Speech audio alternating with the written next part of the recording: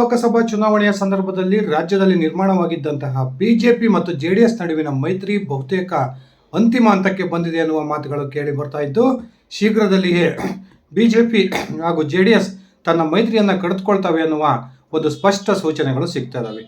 ಚನ್ನಪಟ್ಟಣ ವಿಧಾನಸಭಾ ಚುನಾವಣೆಯ ಸಂದರ್ಭದಲ್ಲಿ ಬಿಜೆಪಿ ಅಭ್ಯರ್ಥಿಯಾಗಿ ಸ್ಪರ್ಧೆ ಮಾಡಬೇಕು ಅನ್ನುವ ಒಂದು ಇಂಗಿತವನ್ನು ವ್ಯಕ್ತಪಡಿಸಿದ್ದಂತಹ ಸಿಪಿ ಯೋಗೇಶ್ವರ್ಗೆ ಬಿಜೆಪಿಯ ನಾಯಕರು ಸಪೋರ್ಟ್ ಮಾಡ್ತಿದ್ದಾರೆ ಅನ್ನುವ ಕಾರಣಕ್ಕೆ ಆ ಸಂದರ್ಭದಲ್ಲಿಯೇ ಜೆಡಿಎಸ್ನ ಕಾರ್ಯಕರ್ತರು ಬಿಜೆಪಿಯೊಂದಿಗೆ ಮೈತ್ರಿಯನ್ನು ಕಡಿದುಕೊಳ್ಳಬೇಕು ಅನ್ನುವ ಒಂದು ಆಗ್ರಹವನ್ನು ಜೆಡಿಎಸ್ ನಾಯಕರಿಗೆ ಮಾಡ್ತಾ ಇದ್ರು.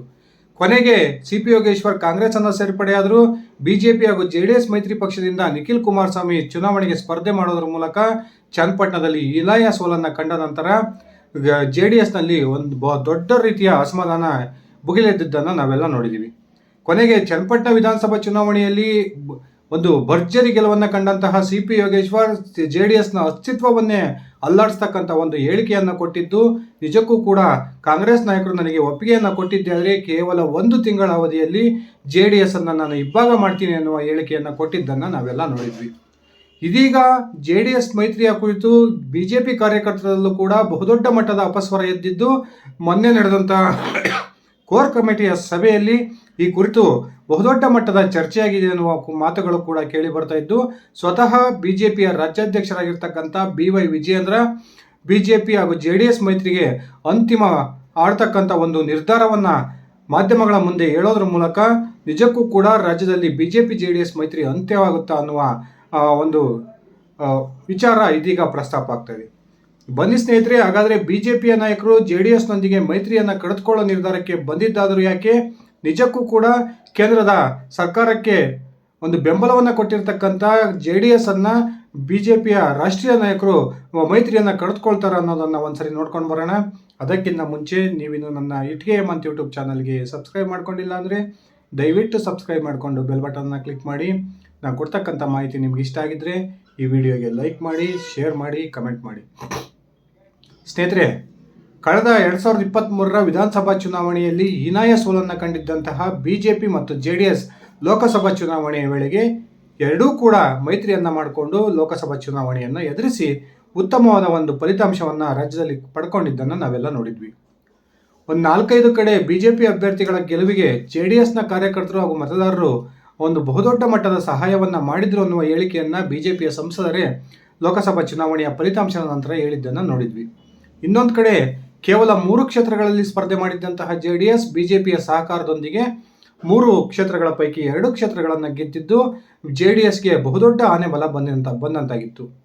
ಅದಾದ ನಂತರ ಕುಮಾರಸ್ವಾಮಿ ಅವರು ನಮ್ಮ ಮೈತ್ರಿ ಮುಂದುವರಿಯುತ್ತೆ, ನಾವು 2028ರ ಚುನಾವಣೆಗೆ ಮೈತ್ರಿ ಕೂಟದ ಒಂದು ಪಕ್ಷಗಳಾಗಿ ಚುನಾವಣೆಯನ್ನು ಎದುರಿಸ್ತೀವಿ. ಆ ಮೂಲಕ 140ಕ್ಕೂ ಹೆಚ್ಚು ಕ್ಷೇತ್ರಗಳನ್ನು ರಾಜ್ಯದಲ್ಲಿ ಗೆಲ್ಲೋದ್ರ ಮೂಲಕ ಮುಂದಿನ ಒಂದು 2028ರ ಚುನಾವಣೆಯ ವೇಳೆಗೆ ರಾಜ್ಯದಲ್ಲಿ ಬಿಜೆಪಿ ಜೆಡಿಎಸ್ ನೇತೃತ್ವದ ಸರ್ಕಾರ ಅಸ್ತಿತ್ವಕ್ಕೆ ಬರುತ್ತೆ ಅನ್ನುವ ಹೇಳಿಕೆಯನ್ನು ಕೊಟ್ಟಿದ್ರು. ಬಿಜೆಪಿಯೊಂದಿಗೆ ಯಾವಾಗ ಜೆಡಿಎಸ್ ನಾಯಕರು ಮೈತ್ರಿಯನ್ನು ಮಾಡಿಕೊಂಡ್ರೋ ಆಗ ಜೆಡಿಎಸ್ನ 18 ಶಾಸಕರು ಏನಿದ್ರು ಅವರಲ್ಲಿ ತೀವ್ರ ಅಸಮಾಧಾನ ಉಂಟಾಗಿತ್ತು.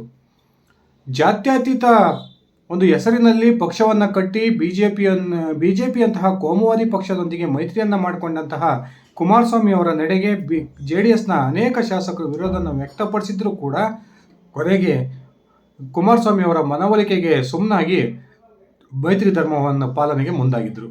ಆದರೆ ಯಾವಾಗ 3 ಕ್ಷೇತ್ರಗಳ ಉಪಚುನಾವಣೆ ಬಂತು, 3 ಕ್ಷೇತ್ರಗಳಲ್ಲಿಯೂ ಕೂಡ ಬಿಜೆಪಿ ಜೆಡಿಎಸ್ಗೆ ಹೀನಾಯ ಸೋಲಾಯಿತು. ಅದಾದ ನಂತರ ಜೆಡಿಎಸ್ನಲ್ಲಿ ಬಹುದೊಡ್ಡ ಮಟ್ಟದ ಅಸಮಾಧಾನ ಎದ್ದಾಯಿತು. ಇನ್ನೊಂದು ಕಡೆ ಜೆಡಿಎಸ್ನ 8ರಿಂದ 10 ಶಾಸಕರು ಕಾಂಗ್ರೆಸ್ಸನ್ನು ಸೇರ್ಪಡೆ ಆಗ್ತಾರೆ ಅನ್ನುವ ಚರ್ಚೆಗಳು ಕೂಡ ಈಗ ನಡೀತಾ ಇದ್ದಾವೆ. ಇದಕ್ಕೆಲ್ಲ ಪ್ರಮುಖ ಕಾರಣ ಬಿಜೆಪಿಯೊಂದಿಗೆ ಯಾವಾಗ ಜೆಡಿಎಸ್ ಮೈತ್ರಿ ಮಾಡ್ಕೊಳ್ತೋ ಆ ಮೈತ್ರಿಯಿಂದ ಅಲ್ಪಸಂಖ್ಯಾತ ಮತಗಳು ನಮ್ಮ ಕೈ ತಪ್ಪು ಹೋಗ್ಬೋದು ಅನ್ನುವ ಆತಂಕ ಜೆಡಿಎಸ್ನ ಶಾಸಕರನ್ನು ಕಾಡ್ತಾ ಇದೆ. ಇನ್ನೊಂದು ಕಡೆ ಜೆಡಿಎಸ್ಸಿಂದ ಈ ಕಳೆದ 3 ವಿಧಾನಸಭಾ ಉಪಚುನಾವಣೆಯ ಸಂದರ್ಭದಲ್ಲಿ ಯಾವುದೇ ರೀತಿಯ ಸಹಕಾರ ಬಿಜೆಪಿ ಅಭ್ಯರ್ಥಿಗಳಿಗೆ ಸಿಕ್ಕಿಲ್ಲ ಅನ್ನುವ ಒಂದು ಆರೋಪವನ್ನು ಇದೀಗ ಶಿಗ್ಗಾವಿ ಮತ್ತು ಸಂಡೂರಿನ ಬಿಜೆಪಿ ಕಾರ್ಯಕರ್ತರು ಮಾಡ್ತಾ ಇದ್ದು, ಜೆಡಿಎಸ್ನೊಂದಿಗೆ ಮೈತ್ರಿಯಿಂದ ನಮಗೆ ಯಾವುದೇ ರೀತಿಯ ಅನುಕೂಲ ಆಗಿಲ್ಲ ಅನ್ನುವ ಬಹುದೊಡ್ಡ ಆರೋಪವನ್ನು ಮಾಡ್ತಾ ಇದ್ದಾರೆ. ಇದೇ ಸಂದರ್ಭದಲ್ಲಿ ಯಾವುದೇ ಕಾರಣಕ್ಕೂ ಜೆಡಿಎಸ್ನೊಂದಿಗೆ ಮೈತ್ರಿಯನ್ನು ಮಾಡಿಕೊಂಡ್ರೆ ನಮಗೆ ಯಾವುದೇ ರೀತಿಯ ರಾಜಕೀಯ ಲಾಭ ಆಗಲ್ಲ ಅನ್ನುವ ಒಂದು ನಿರ್ಧಾರಕ್ಕೆ ಬಿಜೆಪಿಯ ಕಾರ್ಯಕರ್ತರು ಬಂದಿದ್ದು, ಇದೀಗ ತಮ್ಮ ನಿರ್ಧಾರವನ್ನು ಬಿಜೆಪಿಯ ರಾಜ್ಯ ನಾಯಕರಿಗೆ ತಿಳಿಸಿದ್ದು ನಿನ್ನೆ ನಡೆದಂತಹ ಕೋರ್ ಕಮಿಟಿಯ ಸಭೆಯಲ್ಲಿ ಈ ಒಂದು JDSನೊಂದಿಗೆ ಮೈತ್ರಿಯನ್ನು ಕಡಿದುಕೊಳ್ತಕ್ಕಂಥ ವಿಚಾರ ಬಹುದೊಡ್ಡ ಮಟ್ಟದಲ್ಲಿ ಚರ್ಚೆ ಆಗಿದೆ ಅಂತಕ್ಕಂಥ ವಿಚಾರವನ್ನು ಸ್ವತಃ ಬಿಜೆಪಿಯ ರಾಜ್ಯಾಧ್ಯಕ್ಷ BY ವಿಜಯೇಂದ್ರ ಇವತ್ತು ಮಾಧ್ಯಮಗಳ ಮುಂದೆ ಹೇಳೋದ್ರ ಮೂಲಕ ನಿಜಕ್ಕೂ ಕೂಡ ರಾಜ್ಯದಲ್ಲಿ ಬಿಜೆಪಿ JDS ಮೈತ್ರಿ ಅಂತ್ಯವಾಗುತ್ತಾ ಅನ್ನುವ ಒಂದು ಚರ್ಚೆಯನ್ನು ಹುಟ್ಟಾಕಿದ್ದಾರೆ. ಸ್ನೇಹಿತರೆ, ಬಿಜೆಪಿಗೆ ಗೆಲುವಿನ ಸಾಧ್ಯತೆ ಇದ್ದಂತಹ ಸಂಡೂರಿನಲ್ಲಿ JDSನ ಕಾರ್ಯಕರ್ತರು ಹಾಗೂ JDSನ ಮತದಾರರು ಸಂಪೂರ್ಣವಾಗಿ ಕಾಂಗ್ರೆಸ್ನ ಅಭ್ಯರ್ಥಿಗೆ ಮತವನ್ನು ಚಲಾಯಿಸಿದ್ದಾರೆ ಅನ್ನುವ ಆರೋಪ ಈ ಚುನಾವಣೆಯ ಫಲಿತಾಂಶದ ನಂತರ ಕೇಳಿ ಬರ್ತಿತ್ತು. ಇದೀಗ ಅದೇ ಆರೋಪವನ್ನು ಬಳ್ಳಾರಿಯ ಜಿಲ್ಲಾಧ್ಯಕ್ಷರು ಹಾಗೂ ಬಿಜೆಪಿ ಕಾರ್ಯಕರ್ತರು ರಾಜ್ಯ ಬಿಜೆಪಿ ನಾಯಕರ ಗಮನಕ್ಕೆ ತರೋದ್ರ ಮೂಲಕ ನಾವು ಮುಂಬರ್ತಕ್ಕಂಥ 2028ರ ಚುನಾವಣೆಯಲ್ಲಿ ಸ್ವತಂತ್ರವಾಗಿ ಅಧಿಕಾರಕ್ಕೆ ಬರೋ ರೀತಿಯಲ್ಲಿ ಪಕ್ಷವನ್ನು ಕಟ್ಟಬೇಕಾಗಿದೆ. ಆ ಕಾರಣಕ್ಕೆ JDSನೊಂದಿಗೆ ಮೈತ್ರಿಯನ್ನು ಕಡಿದುಕೊಂಡು ನಾವು ಮುಂಬರ್ತಕ್ಕಂಥ ದಿನಗಳಲ್ಲಿ ಪಕ್ಷವನ್ನು ಸುಭದ್ರವಾಗಿ ಸಂಘಟನೆ ಮಾಡೋಣ, ಆ ಮೂಲಕ ಸ್ವತಂತ್ರವಾಗಿ 2028ರ ಚುನಾವಣೆಗೆ ಅಧಿಕಾರಕ್ಕೆ ಬರೋಣ ಅನ್ನುವ ಇಂಗಿತವನ್ನು ಇದೀಗ ಬಿಜೆಪಿ ಕಾರ್ಯಕರ್ತರು ತಮ್ಮ ನಾಯಕರ ಮುಂದೆ ಮಂಡಿಸಿದ್ದು, ಅದೇ ವಿಚಾರವನ್ನು ಇದೀಗ ರಾಷ್ಟ್ರೀಯ ನಾಯಕರ ಗಮನಕ್ಕೆ ತರೋ ತಯಾರಿಯನ್ನು ರಾಜ್ಯ ಬಿಜೆಪಿ ನಾಯಕರು ಕೂಡ ಮಾಡ್ಕೊಳ್ತಿದ್ದಾರೆ ಅನ್ನುವ ಒಂದು ಚರ್ಚೆಗಳು ನಡೀತಿದ್ದಾವೆ. ಒಂದು ಕಡೆ JDS ಕೂಡ ಮುಂದಿನ 2028ರ ಚುನಾವಣೆಗೆ ನಿಖಿಲ್ ಕುಮಾರಸ್ವಾಮಿ ಅವರನ್ನು ರಾಜ್ಯಾಧ್ಯಕ್ಷರನ್ನು ಮಾಡಿ 100 ಕ್ಷೇತ್ರಗಳಲ್ಲಿ ಸ್ಪರ್ಧೆ ಮಾಡುವ ಇಂಗಿತವನ್ನು ಮೊನ್ನೆ ತಾನೇ JDS ಕಾರ್ಯಕರ್ತರ ಸಭೆಯಲ್ಲಿ ವ್ಯಕ್ತಪಡಿಸಿದ್ದು, ಆ 100 ಕ್ಷೇತ್ರಗಳಲ್ಲಿ ಒಂದು ವೇಳೆ ಬಿಜೆಪಿ JDS ಮೈತ್ರಿಯಾಗಿ 100 ಕ್ಷೇತ್ರಗಳನ್ನು JDSಗೆ ಬಿಟ್ಕೊಡೋದೇ ಆದರೆ ಇನ್ನು ಉಳಿದಿರ್ತಕ್ಕಂಥ 124 ಕ್ಷೇತ್ರಗಳಲ್ಲಿ ಬಿಜೆಪಿ ಅಭ್ಯರ್ಥಿ ಅನಿವಾರ್ಯವಾಗಿ ಸ್ಪರ್ಧೆ ಮಾಡ್ತಕ್ಕಂಥ ಒಂದು ಅನಿವಾರ್ಯತೆ ಬರುತ್ತೆ. ಆ ಸಂದರ್ಭದಲ್ಲಿ JDSಗೆ ಬಿಟ್ಟುಕೊಟ್ಟಿರ್ತಕ್ಕಂಥ 100 ಕ್ಷೇತ್ರಗಳಲ್ಲಿ ಈಗ ಹಾಲಿ ಬಿಜೆಪಿಯ ನಾಯಕರ ಮುಂದಿನ ಪರಿಸ್ಥಿತಿ ಏನು ಅನ್ನುವ ಚರ್ಚೆ ಕೂಡ ಬಿಜೆಪಿಯಲ್ಲಿ ಬಹುದೊಡ್ಡ ಮಟ್ಟದಲ್ಲಿ ನಡೀತಾ ಇದ್ದು, ಈ ಎಲ್ಲ ಗೊಂದಲಗಳಿಗೆ ಒಂದು ಫುಲ್ ಸ್ಟಾಪನ್ನು ಇಡಬೇಕು ಅನ್ನುವ ಕಾರಣಕ್ಕೆ ಇದೀಗ ಬಿಜೆಪಿ JDSನೊಂದಿಗಿನ ತಮ್ಮ ಮೈತ್ರಿಯನ್ನು ಕಡಿದುಕೊಳ್ಳುವ ತೀರ್ಮಾನಕ್ಕೆ ಬಂದಿದೆ ಅನ್ನುವ ಒಂದು ಸ್ಪಷ್ಟ ಸೂಚನೆಗಳು ಸಿಗ್ತಾ ಇದ್ದು, ಶೀಘ್ರದಲ್ಲಿಯೇ ನಡೀತಕ್ಕಂಥ ಜಿಲ್ಲಾ ಪಂಚಾಯತ್ ಹಾಗೂ ತಾಲೂಕ್ ಪಂಚಾಯತಿನ ಚುನಾವಣೆಯ ವೇಳೆಗೆ ಬಿಜೆಪಿ ಸ್ವತಂತ್ರವಾಗಿ ಸ್ಪರ್ಧೆ ಮಾಡ್ಬೋದು ಅನ್ನುವ ಲೆಕ್ಕಾಚಾರಗಳು ಕೂಡ ನಡೀತಿದ್ದಾವೆ.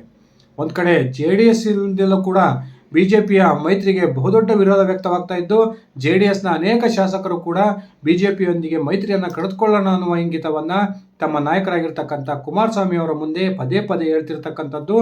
ಇನ್ನೊಂದು ಕಡೆ ಬಿಜೆಪಿಯ ಕಾರ್ಯಕರ್ತರು ಹಾಗೂ ನಾಯಕರು ಕೂಡ JDSನೊಂದಿಗೆ ಮೈತ್ರಿ ಬೇಡ, ನಾವು ಸ್ವತಂತ್ರವಾಗಿ ಪಕ್ಷವನ್ನು ಸಂಘಟಿಸಿ ಮುಂದಿನ ಚುನಾವಣೆಯಲ್ಲಿ 120ಕ್ಕೂ ಹೆಚ್ಚು ಸ್ಥಾನಗಳನ್ನು ಗೆಲ್ಲೋದ್ರ ಮೂಲಕ ಸ್ವತಂತ್ರವಾಗಿ ರಾಜ್ಯದಲ್ಲಿ ಅಧಿಕಾರಕ್ಕೆ ಬರೋಣ ಅನ್ನುವ ಮಾತನ್ನು ಹೇಳ್ತಾ ಇರತಕ್ಕಂಥದ್ದು.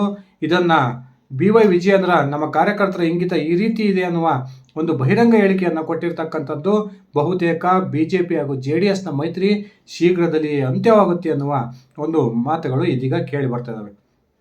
ಒಂದು ಕಡೆ NDA ಸರ್ಕಾರಕ್ಕೆ ಬೆಂಬಲವನ್ನು ಕೊಟ್ಟಿರ್ತಕ್ಕಂಥ JDSನ್ನು ನಿಜಕ್ಕೂ ಕೂಡ ಮೈತ್ರಿಯಿಂದ ಬಿಜೆಪಿ ದೂರ ಮಾಡುತ್ತಾ ಅನ್ನುವ ಚರ್ಚೆಗಳು ಕೂಡ ನಡೀತಾ ಇದ್ದು, ಇದೀಗ ಮೈತ್ರಿಯನ್ನು ಕಡಿದುಕೊಳ್ಳೋ ವಿಚಾರಕ್ಕೆ ಸಂಬಂಧಪಟ್ಟಂತೆ ರಾಷ್ಟ್ರೀಯ ಬಿಜೆಪಿ ನಾಯಕರ ಗಮನಕ್ಕೆ ನಾವು ಕಾರ್ಯಕರ್ತರ ಒಂದು ಇಂಗಿತವನ್ನು ಅವರ ಗಮನಕ್ಕೆ ತರ್ತೀವಿ ಅನ್ನುವ ಹೇಳಿಕೆಯನ್ನು ಈಗ ವಿಜಯೇಂದ್ರ ಅವರು ಕೊಟ್ಟಿರ್ತಕ್ಕಂಥದ್ದು ಮುಂಬರ್ತಕ್ಕಂಥ ದಿನಗಳಲ್ಲಿ ರಾಜ್ಯ ರಾಜಕಾರಣದಲ್ಲಿ ಮಹತ್ವದ ಬದಲಾವಣೆಯ ಸುಳಿವನ್ನು ಕೊಟ್ಟಿದೆ ಅಂತಲೇ ಹೇಳಲಾಗ್ತಾ ಇದೆ. ಸ್ನೇಹಿತರೆ, ನಿಮ್ಮ ಅಭಿಪ್ರಾಯದ ಪ್ರಕಾರ ರಾಜ್ಯದಲ್ಲಿ ಬಿಜೆಪಿ JDS ಮೈತ್ರಿ ಮುಂದುವರಿಬೇಕಾ ಅಥವಾ ಬಿಜೆಪಿ ಸ್ವತಂತ್ರವಾಗಿ ಪಕ್ಷ ಸಂಘಟನೆಯಲ್ಲಿ ತೊಡಗಬೇಕಾ? ದಯವಿಟ್ಟು ಕಮೆಂಟ್ ಮಾಡಿ. ಇದಿಷ್ಟಾಗಿತ್ತು ನನ್ನ ಇವತ್ತಿನ ಈ ವಿಡಿಯೋ. ನಾನು ಕೊಟ್ಟಿರ್ತಕ್ಕಂಥ ಮಾಹಿತಿ ನಿಮಗೆ ಇಷ್ಟ ಆಗಿದ್ದರೆ ಈ ವಿಡಿಯೋಗೆ ಲೈಕ್ ಮಾಡಿ, ಶೇರ್ ಮಾಡಿ, ಕಮೆಂಟ್ ಮಾಡಿ. ನೀವೇನು ನನ್ನ ಇಟ್ಗೆ ಹೇಮಂತ್ ಯೂಟ್ಯೂಬ್ ಚಾನಲ್ಗೆ ಸಬ್ಸ್ಕ್ರೈಬ್ ಮಾಡ್ಕೊಂಡಿಲ್ಲ ಅಂದರೆ ದಯವಿಟ್ಟು ಸಬ್ಸ್ಕ್ರೈಬ್ ಮಾಡಿಕೊಂಡು ಬೆಲ್ ಬಟನ್ನ ಕ್ಲಿಕ್ ಮಾಡಿ. ಧನ್ಯವಾದಗಳು ಸ್ನೇಹಿತರೆ, ಶುಭ ದಿನ.